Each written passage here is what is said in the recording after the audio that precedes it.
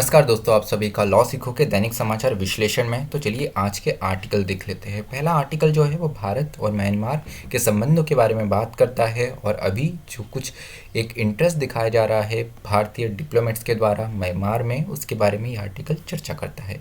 दूसरा जो हमारा आर्टिकल है ये गिलगित बल्तिस्तान को एक पांचवा प्रांत बनाने की पाकिस्तान ने बात करी हुई है। तो इस बारे में ये बात करता है कि इससे भारत को क्या प्रभाव पड़ेगा, चीन का इसमें क्या रोल होता है और लंबे समय के लिए गिलगित बल्तिस्तान जो है उस पर क्या इसका असर हो सकता है। उसके बाद में जो हमारा तीसरा आर्टिकल है वो हमारे स्पेस से संबंधित है, हमारे अंतरिक्ष से संबंधित है। तो मून से, चंद्रमा से हमें पानी का ट्रेस मिला है, पानी होने का सबूत मिला हुआ है। तो ये मानव विकास के लिए कितना सफल है, हमारे अंतरिक्ष विज्ञान के लिए कितना बड़ा एक खोज हो सकती है, ये उसके बारे में बात करता है। अंत में हमारा न्यूज़ इन फ्लैश है जिनमें हम महत्वपूर्ण समाचारों के बारे में चर्चा करते हैं। तो चलिए मैं आगे बढ़ूँ उससे पहले लॉ सीखो की ये कुछ कोर्सेज और पैकेजेस है। इन्हीं में से एक कोर्स है लॉर्ड ऑफ द कोर्सेज, जो कि हमारी जुडिशरी की प्रिपरेशन के लिए है। उसके अलावा ये और कुछ कोर्सेज हैं। इन सारे कोर्सेज की जानकारी आपको लॉ सीखो की वेबसाइट पे मिल जाएंगी। तो चलिए आज का एमसीक्यू देखते हैं। वह यह है कि basic exchange and cooperation agreement निम्न में से किन देशों के बीच में साइन किया गया है। ऑप्शन ए है US and India, option b है चीन और पाकिस्तान, ऑप्शन सी है यूएई और इराक, और ऑप्शन डी है रशिया, रूस और नॉर्थ कोरिया। जो भी आपका उत्तर हो कमेंट बॉक्स में ज़रूर लिखिए। वर्णात्मक प्रश्न देख लेते हैं। वो यह है कि पाकिस्तान गिलगित बल्तिस्तान को अपना पांचवा प्रांत क्यों घोषित करना चाहता है और इसका भारत पर क्या असर पड़ेगा। चर्चा करें। आप आपका उत्तर 250 शब्दों में लिख सकते हैं। तो हमारा जो पहला आर्टिकल है ये भारत और म्यांमार के रिलेशनशिप्स के बारे में है, इनके संबंधों के बारे में है। म्यांमार जिसे हम पूर्व में बर्मा के रूप से भी जानना जाते थे, तो इन दोनों देशों के बीच में कैसे संबंध रहे हैं उनके बारे में हम जानेंगे। तो जैसे कि आप ये मैप देख रहे होंगे, तो भारत की एक बड़ी सीमा जो है वो म्यांमार देश से लगती है। हमारा नॉर्थ ईस्ट के लगभग जो मेन हमारे राज्य है, अरुणाचल हो गया, नागालैंड हो गया, मणिपुर हो गया, मिज़ोरम, इनकी सारे प्रदेशों की जो बाउंड्री है, सीमाएं हैं, वो म्यांमार से लगी हुई है। तो यहाँ पर ये समाचार में इसलिए है क्योंकि जो हमारे फॉरेन सेक्रेटरी है हर्षवर्धन श्रृंगला और हमारे जो आर्मी के चीफ है जनरल मनोज नारवने, इन्होंने हाल ही में म्यांमार का विजिट किया है। तो कहीं ना कहीं ये दर्शाता है कि भारत का बहुउद्देशीय एक इंटरेस्ट है म्यांमार में और ये अपने जो संबंध है इसे और गहरा करना चाहता है। भारत और म्यांमार की अगर बीच की फॉरेन पॉलिसी देख ले कि फॉरेन पॉलिसी क्या रही है, विदेश नीति क्या रही है भारत के म्यांमार को लेकर, तो 1990 के समय से ही भारत ने लोकतंत्र की बात म्यांमार में की गई है। डेमोक्रेटाइजेशन जो है, लोकतंत्र का समर्थन किया गया है। इसके द्वारा उन्हें वहाँ की मिलिट्री, जिनका लंबे समय से रूल है म्यांमार में, और अब जैसे वो डेमोक्रेटाइजेशन की लोकतंत्र की ओर बढ़ रहे हैं, तो मिलिट्री का रोल थोड़ा थोड़ा कम होते जा रहा है। तो मिलिट्री से लंबे समय तक इनका एक एंगेजमेंट रहा है। उसके साथ में जो पार्टी पावर में है, मिलिट्री के सपोर्ट से भी है या मिलिट्री के अपोजिशन में, इवन अपोजिशन पार्टी के साथ में भी एक एंगेजमेंट लंबे समय से भारत का रहा है। उसके साथ में एंगेजिंग म्यांमार टू, तो भारत को म्यांमार से इंगेज करने के लिए कुछ फ़ायदे मिल सकते हैं, जैसे कि ये हमको रीजन, उस पर्टिकुलर हमारा जो ईस्टर्न एशिया का रीजन है उससे जोड़ेगा, साथ ही दुनिया को भी इससे जोड़ेगा। हम भी इससे दुनिया से जोड़ सकते हैं और म्यांमार को भी सेम यही मदद मिलेगी। उसके साथ में चीन के अलावा ये एक अल्टरनेटिव ऑप्शन प्रोवाइड करता है म्यांमार को भी, और हमें भी एक मित्र देश के रूप में एक अच्छा साथी मिल सकता है। उसके बाद में भारत के द्वारा कुछ इनिशिएटिव लिए गए हैं, उनके बारे में चर्चा करते हैं। तो म्यांमार में हाल ही में हमारा एम्बेसी भी ओपन हुआ है। तो बहुत कम कंट्रीज़ है जिनका एम्बेसी, जिनके विदेशी संबंध है म्यांमार के साथ में। सबसे पहले जो एम्बेसी इस्टेब्लिश की गई थी वो चाइना के द्वारा, चीन के द्वारा आज से 3 वर्ष पूर्व 2017 में की गई थी। अब भारत की भी वहाँ पे एम्बेसी है, भारत का भी राजदूत वहाँ पर है। तो ये जो चुनिंदा देश है जिनके साथ में विदेशी संबंध है म्यांमार के, उनमें से हम भी एक है, तो हमारे लिए एक बहुत अच्छी अपॉर्चुनिटी हो सकती है एक और मित्र बनाने की। उसके साथ में भारत ने प्रपोज किया है कि वो एक पेट्रोलियम रिफाइनरी जो है वो भी म्यांमार में बनाना चाहते हैं, जिसके चीन जो हमेशा अपना एक इन्फ्लुएंस बढ़ाना चाहता है, तो उसको ये एक बहुत अच्छा कंपटीशन प्रोवाइड कर सकता है भारत यहाँ पे। जिस प्रकार से प्रपोज किया गया है, एक पेशकश रखी है म्यांमार के सामने, तो ये एक अच्छा कदम हो सकता है। तो करीब करीब $6 मिलियन इन्वेस्टमेंट की भारत ने बात की गई है। उसके साथ में एक जॉइंटली एक एग्रीमेंट भी हुई है, एक साझा संबंध भी हुआ है भारत और म्यांमार के बीच में। वो ये है कि हम एक दूसरे की टेरिटरी किसी भी ऐसी गतिविधियों के लिए यूज़ नहीं करने देंगे जो दूसरे देश के लिए हानिकारक हो। तो भारत की सीमा जो है वो म्यांमार के विरुद्ध नहीं यूज़ की जा सकती है, ना म्यांमार की जो सीमा है, जो क्षेत्र है, वो भारत के विरुद्ध उसको यूज़ किया जा सकता है। मतलब जो आतंकवादी भी होते हैं, इससे भी, ये समस्या से भी निदान मिलने में आसानी होगी। पिछले कुछ वर्षों में ऐसा हुआ भी है कि हमारे भारत के जो ऑपरेशंस है वो म्यांमार में जाके हुए हैं, क्योंकि वहाँ पे टेररिस्ट छुपा करते थे। तो एक कुल मिला के काफ़ी अच्छे संबंधों की बात की गई है। उसके साथ में रोहिंग्या का बहुत बड़ा इशू आ जाता है। जैसे राखियान एक जो स्टेट है म्यांमार का, यहाँ पे खासकर रोहिंग्या पॉपुलेशन है, उनका पलायन हुआ है, वहाँ पर मैसेकर हुआ था, काफ़ी चीज़ें हैं इसके बारे में। उसके बाद में इनका जो पलायन हुआ था रेफ्यूजी बन के, ये बांग्लादेश में बस गए हैं। अब बांग्लादेश में भी इनके लेकर विरोध इनको देखने को मिला है। तो यहाँ पर भारत ने इस चीज़ की वकालत की है, बार बार इसे दोहराया है कि हम एक सेफ, सस्टेनेबल और स्पीडी रिटर्न चाहते हैं उन लोगों का जिन्होंने म्यांमार से पलायन करा है, रेफ्यूजी बन के बाहर आया है। उसके साथ में ये हमको मदद करता है कि म्यांमार और बांग्लादेश के बीच में भी एक बैलेंस बना रहेगा। और अगर म्यांमार और बांग्लादेश के बीच में अगर बैलेंस किसी भी तरीके से बिगड़ता है, तो उसका एडवर्स इफेक्ट जो है वो हमारे रीजन पे और ख़ासकर भारत पे हो सकता है। इसलिए ये बैलेंस बनाना भी बहुत ज़्यादा ज़रूरी है। तो जैसे हमने शुरुआत की थी, भारत के लिए साउथ ईस्ट एशिया और ईस्टर्न साउथ ईस्ट एशिया है, उसके साथ में जो साउथ एशिया है उससे जुड़ने के लिए म्यांमार एक बहुत बड़ा लिंक हो सकता है। और उसके साथ में जो हमारा ईस्टर्न इंडिया है, जो नॉर्थ ईस्ट इंडिया है, जिसमें हमारी 7 सिस्टर्स है, उनकी भी ये मदद मिलती रहेगी, क्योंकि यहाँ पे बांग्लादेश से तो हमारी अच्छी साझेदारी है ही, लेकिन अगर म्यांमार के साथ में भी होगी तो इस एरिया में भी, हमारे नॉर्थ ईस्ट एरिया में भी हमेशा शांति एक बनी रहने की काफ़ी ज़्यादा गुंजाइश है। तो चलिए, जो हमारा दूसरा आर्टिकल है ये गिलगित और बल्तिस्तान के बारे में है। गिलगित बल्तिस्तान के बारे में हम जानेंगे इस आर्टिकल में। तो ये समाचार में कैसे आया, तो वहाँ की जो सरकार है पाकिस्तान की, उन्होंने ये अनाउंस किया है कि गिलगित बल्तिस्तान जो है उसे वो एक इंडिपेंडेंट प्रांत बनाएंगे, एक स्वतंत्र उसे प्रांत बनाएंगे। तो अभी तक उसे एक स्पेशल स्टेटस मिला हुआ था, जैसे जो जम्मू एंड कश्मीर का हिस्सा हमारे पास में है, जिसे हम जम्मू एंड कश्मीर और लद्दाख वाला जो रीजन है उसे हमने एक ऑटोनॉमस स्टेटस दे के रखा था। उसके बाद में 370 का एब्रोगेशन जब हुआ, आर्टिकल 370 का, उसके बाद में ये भी एक भारत का अभिन्न अंग, जैसे दूसरे अंग है, दूसरे राज्य है, उस दर्जे पर आ गया। तो जो स्पेशल स्टेटस भारत ने देखे रखा था जम्मू एंड कश्मीर को, वही पाक ऑक्यूपाइड जो कश्मीर है उसे भी पाकिस्तान ने एक स्पेशल स्टेटस दिया हुआ था। हमारे जैसा नहीं, पर कुछ मामले में एक स्पेशल स्टेटस टाइप वो था। तो इसे स्पेशल स्टेटस को निकाल के एक फुल फ्लेश्ड प्रांत बनाने की बात की गई है। तो थोड़ा जान लेते हैं गिलगित बल्तिस्तान के बारे में। तो थोड़ा पहले मैप पे आ जाते हैं हम। ये जम्मू एंड कश्मीर रीजन है। जब जम्मू एंड कश्मीर एक स्वतंत्र देश हुआ करता था, भारत की जब आज़ाद हुआ था, जब पाकिस्तान आज़ाद हुआ था, तब किसी का भी हिस्सा जम्मू एंड कश्मीर नहीं हुआ करता था। उसके बाद में जैसे कि पाक ऑक्यूपाइड कश्मीर कुछ बना, पाकिस्तान के तरफ से कुछ कबीले और टेररिस्ट ने अटैक किया, तो हमारे पास से, भारत के पास में जो हिस्सा था उसमें से ये POK वाला रीजन, जैसे आप रेड लाइन ये देख सकते हैं, ये वाला रीजन पाकिस्तान के पास में चला गया। और इस वाला जो रीजन है जो चाइना से लगा हुआ है उसे अक्साई चीन कहा जाता है। और 1962 का जो युद्ध हुआ था उस समय हमने ये एक रीजन खो दिया था।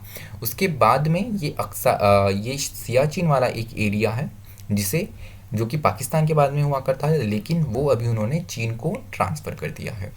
तो सबसे पहले जैसे हमने बात करी, जम्मू एंड कश्मीर का भाग हुआ करता था जब पार्टीशन हुआ था, उसके बाद में पाकिस्तान का हमला हुआ और ये अलग अलग हिस्सों में ऐसा बट गया, और उस पर पाकिस्तान का भी एक तरफ से और एक तरफ से चीन का कब्ज़ा हो गया। तो गिलगित जो है ये वाला रीजन जो है काफ़ी ज़्यादा स्ट्रेटजिकली कूटनीतिज्ञ रूप से महत्वपूर्ण है, क्योंकि सेंट्रल एशिया को अगर आपको अप्रोच करना है तो ये एरिया काफ़ी ज़्यादा इम्पॉर्टेंट हो जाता है। यहाँ पर सबसे पहले जब राजा हरी सिंह हुआ करते थे, जो राजा थे जब पूरे जम्मू एंड कश्मीर के, उस समय पे गिलगित बल्तिस्तान जो रीजन है वो उन्होंने ब्रिटिश गवर्नमेंट को दे दिया था, और इसकी जिम्मेदारी रक्षा की ब्रिटिश ऑफिसर के द्वारा की जाती थी, जो कि वहाँ की लोकल आर्मी थी जिनके गिलगित स्काउट्स कहते हैं। उसके बाद में 1947 में ये डायरेक्ट कंट्रोल में था ब्रिटिशर्स के, और जब ये आज़ाद हुआ तो इसे वापस हरी सिंह को लौटा दिया गया और ये जम्मू एंड कश्मीर का भाग हो गया। लेकिन जैसे ही इसका एक्सेशन हुआ जम्मू एंड कश्मीर में, गिलगित स्काउट्स जो है उन्होंने अपनी वफादारी जो है वो पाकिस्तान के प्रति दिखाई, जिससे ये रीजन में पाकिस्तान ने आसानी से कब्जा कर लिया। तो since 1947 governed as a separate entity by Pakistan, तो पाकिस्तान के द्वारा ये as a separate entity govern की जाती थी, इससे कुछ थोड़ा स्पेशल स्टेटस मिला हुआ था। उसके बाद में why is Pakistan formally integrating Gilgit Baltistan into Pakistan now, तो पाकिस्तान अब ऐसा क्यों कर रहा है, उसके पीछे हम कुछ रीजन है वो कुछ कारण है वो हम जान लेते हैं, रीज़न जान लेते हैं। तो जैसे 370 का हमने एब्रोगेशन करा, हमने आर्टिकल जो 370 हमारे संविधान में स्पेशल स्टेटस मिलता था वो हटा, वैसे ही पाकिस्तान ने भी सोचा कि हम भी कुछ काउंटर यहाँ पे स्टेप लेने की आवश्यकता है, उसके चलते ये स्टेप लिया गया है, राइटर बताते हैं। उसके साथ में जम्मू एंड कश्मीर रीजन जो है उसको हमने दो हिस्सों में बांट दिया, एक लद्दाख यूनियन टेरिटरी बन गई और दूसरी union territory Jammu and Kashmir, जैसे कि आपको पता होगा। तो उसी के चलते कहीं ना कहीं पाकिस्तान को ऐसा लगा कि ये एडवर्स इफेक्ट है, वो जो कब से दावा कर रहे हैं उस पर, उसके चलते भी ये निर्णय लिया गया है, राइटर बताते हैं। उसके साथ में एक पब्लिक ओपिनियन रही है गिलगित बल्तिस्तान में लंबे समय से कि वो पाकिस्तान के साथ में इंटीग्रेट होना चाहते हैं। उसका कारण राइटर ये बताते हैं कि वहाँ पे मूलतः जो जनसंख्या है वो शिया जनसंख्या है और ethnically distinct population with little community with PoK. तो पाक ऑक्यूपाइड जो कश्मीर है जिसमें ये मुजफ्फराबाद का एरिया आता है, मीरपुर का एरिया आता है, उससे ये थोड़ा डिफरेंट है, क्योंकि इथनिकली भी ये लोग काफ़ी ज़्यादा भिन्न हैं इन लोगों से, इसलिए भी ये एनेक्सेशन चाहते हैं। उसके साथ में चीन के लिए भी काफ़ी यहाँ पे महत्वपूर्ण इंटरेस्ट हो जाता है, वो ये है कि जैसे कि आपको पता होगा सीपैक हो रहा है, चाइना पाकिस्तान इकोनॉमिक कॉरिडोर, जो कि चीन को डायरेक्ट एक्सेस देता है अरेबियन सी से, और जो कि मिडिल ईस्ट और यूरोप से जोड़ने के लिए काफ़ी मदद करेगा चीन को। तो ये जो रास्ता है ये गिलगित से जाता है, इसीलिए भी चीन का भी यहाँ पर इंटरेस्ट बहुत ज़्यादा बन गया है। तो चीन ये चाहता है कि वो अपनी आर्मी से इस एरिया को मिलिट्री से भर दे, अपना मिलिट्री प्रेजेंस करे, उसके लिए भी ये कदम इम्पॉर्टेंट हो जाता है पाकिस्तान का। उसके साथ में Beijing views Indian move to separate Ladakh from Jammu and Kashmir as a first step toward India's claim on Aksai Chin. तो चीन की तरफ से ये देखा जा रहा है, राइटर बता रहे हैं कि जिस तरीके से लद्दाख को हमने एक अलग एंटिटी बना दिया है, यूनियन टेरिटरी बना दिया है, जम्मू कश्मीर से अलग बता दिया है, तो उसी के साथ में अक्साई चीन पे ये हमारा पुनः दावा जो है वो मजबूत करता है। इसी खतरे को देखते हुए चीन के लिए भी ये स्टेप लेना इम्पॉर्टेंट हुआ, और हो सकता है कि ये चीन और पाकिस्तान की एक स्ट्रेटजिक, एक कूटनीतिज्ञ कदम हो, एक कूटनीतिज्ञ स्टेप हो। तो जो तीसरा आर्टिकल है हमारा, जो चांद पे पानी की बात करता है, काफ़ी अच्छी खबर है, उसके बारे में हम जानते हैं। तो 2 study in nature astronomy have reported finding with possible implication from sustaining humans on moon in future. तो 2 स्टडी आई है नेचर एस्ट्रोनॉमी में जिसके द्वारा पानी की बात की गई है। तो जो पहली रिपोर्ट आई है उसमें ये बताया गया है कि जो मून का सनलाइट सरफेस है, मतलब मून का वो एरिया जहाँ पे सनलाइट आती है, वहाँ पे H2O का पानी का डिटेक्शन हुआ है। तो discovered in Clavius crater in moon's southern hemisphere. तो सदर्न हेमिस्फीयर में भी बताई गई है इसकी बात। तो करीब 40,000 स्क्वायर किलोमीटर एरिया पे पानी का डिटेक्शन या ट्रेस होने की संभावना यहाँ पर है। उसके साथ में जो दूसरी रिपोर्ट है वो कहती है moon's dark shadowy region potentially containing ice are more widespread than thought. तो जितना अंदाज़ा लगाया गया था कि जो डार्क शेडोई रीजन है चंद्रमा पर, जिसमें आइस होने की बात की गई है, बर्फ़ होने की बात की गई है, तो जितना अनुमान लगाया गया है उससे ये कहीं ज़्यादा हो सकता है। उसके साथ में details and implication of report. तो इसका डिटेल क्या है, इसका इम्प्लीकेशन क्या हो सकता है। सबसे पहले है कि water can be use for sustaining life. तो जीवन की शुरुआत करने के लिए पानी बहुत ज़्यादा महत्वपूर्ण है, तो इसीलिए ये एक बड़ा सफलता हो सकती है। उसके साथ में अगर हमारा कोई वहाँ पे रॉकेट जाता है, स्पेसशिप जाता है, तो उसके लिए फ्यूल भी ये, ईंधन भी ये प्रोवाइड करने का काम कर सकता है, क्योंकि पानी के रूप में एक मदद मिल सकती है ईंधन को भी। तो जितना पानी ले जाने की आवश्यकता होती थी धरती से, तो हो सकता है अब वो कम पानी ले जाना पड़े, इसके चलते ईंधन का उपयोग कम होगा। तो ईंधन को इस प्रकार से मदद मिल सकती है।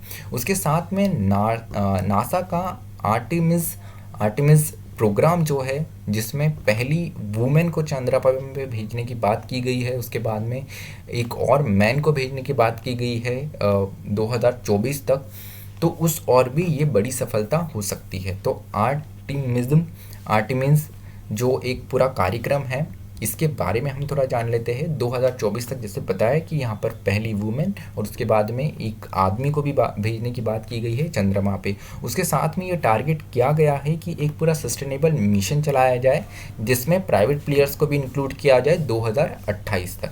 तो ये एक बड़ा कदम हो सकता है, एक बड़ा बदलाव हो सकता है अंतरिक्ष जगत में। उसके बाद में हम और जान लेते हैं कि पानी की और कब कब ट्रेस मिला हुआ है और चांद पे पानी होने की संभावना क्यों बार बार की जाती है। तो 2008 में जब चंद्रयान 1 मिशन गया, 2009 में उन्होंने रिपोर्ट दी कि मून माइनरोलॉजी मैपर M3 जो है, उन्होंने पानी के मॉलिक्यूल पोलर रीजन में पाए। उसके बाद में paper in nature geo science 2013 में जो आया, उन्होंने एनालाइज करा M3 के डेटा को और उन्होंने भी इस चीज़ की पुष्टि करी कि वहाँ पे पानी हो सकता है। उसके बाद में सोफिया जो कि मॉडिफाइड बोइंग 747 SP है, infrared camera picked wavelength unique to water molecules. तो इन्होंने ऐसी वेवलेंथ पिक करी है जो कि वाटर मॉलिक्यूल्स हो सकता है। उसके साथ में फॉर्मेशन ऑफ वाटर की बात की गई है, तो ये कैसे हो सकता है।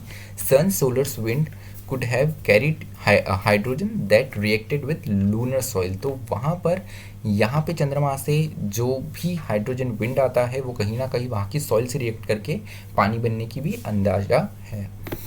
उसके अलावा न्यूज़ इन फ्लैश देख लेते हैं। तो जम्मू एंड कश्मीर में डेवलपमेंट एक्ट में वहाँ पे नया अमेंडमेंट आया है, that said the permanent resident उन्होंने टर्म जो है परमानेंट रेसिडेंट का, जो कि वहाँ पे ज़मीन ले सकते थे, उसको ओमिट करा है, उसे हटा दिया है। मतलब अब ये कॉमन पब्लिक जो है उनके लिए भी अवेलेबल है। उसके अलावा जो आज का हमारा MCQ था, BECA एग्रीमेंट जो कि है basic exchange and cooperation agreement, वो भी साइन किया गया है भारत और US के बीच में। तो 2+2 समिट हुआ था, उसमें कुछ बड़ी सफलता मिली है, उसमें से basic exchange and cooperation agreement भी एक फर्स्ट स्टेप है। तो ये जो MOU है, मेमोरेंडम ऑफ अंडरस्टैंडिंग है, जो कि technical cooperation in earth observation and earth science, तो ये मदद करेगा मैपिंग को। जैसे GPS से हम लोकेशन पता करते हैं, तो ये साझा जो दोनों आर्मी हैं भारत की और US को, ये दोनों एक दूसरे की जो लोकेशंस है और जो मैपिंग है वो पता लगाने में ये एक कॉपरेशन मदद करेगा। उसके साथ में न्यूक्लियर एनर्जी सेंटर जो है उसकी पार्टनरशिप के लिए भी ये कदम आगे बढ़ाता है। उसके साथ में जो कस्टम्स का डेटा होता है उसका भी इलेक्ट्रॉनिक एक्सचेंज किया जाएगा, इस एग्रीमेंट के अंदर कहा गया है। उसके साथ में जो हमारा ट्रेडिशनल इंडियन मेडिसिन्स है उसमें भी कॉपरेशन मिलेगा दोनों देशों को एक दूसरे का, तो ऐसा भी एक लेटर ऑफ इंटेंट साइन किया गया है। तो चलिए आज का जो हमारा विश्लेषण है वो यही समाप्त होता है। मुझे सुनने के लिए आप सभी का धन्यवाद। इसी तरह पढ़ते रहिए, मेहनत करते रहिए। Thank you.